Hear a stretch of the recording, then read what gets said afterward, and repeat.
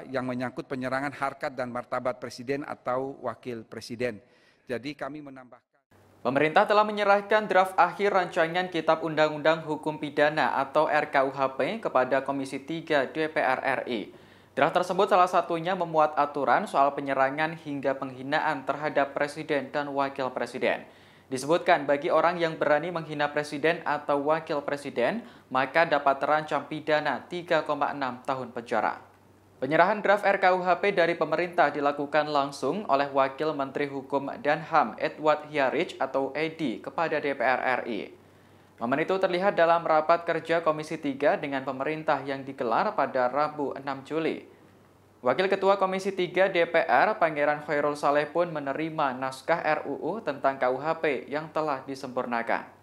Dalam pasal 217 disebutkan orang yang menyerang Presiden dan Wakil Presiden secara fisik dapat dihukum penjara paling lama 5 tahun.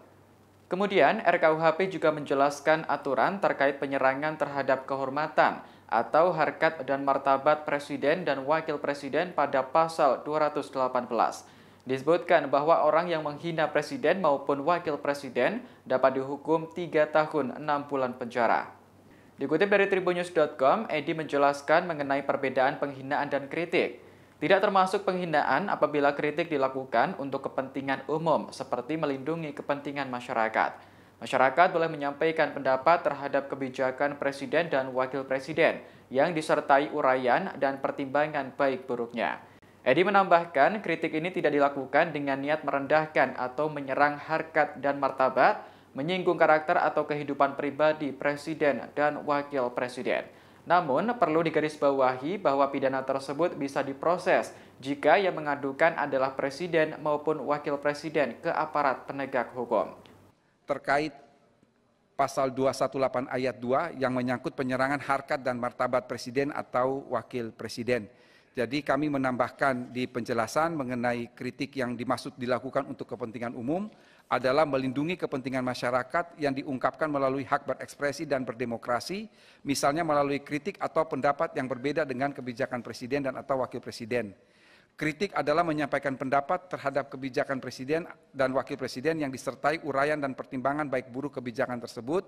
Kritik bersifat konstruktif dan sedapat mungkin memberikan suatu alternatif maupun solusi dan atau dilakukan dengan cara yang objektif.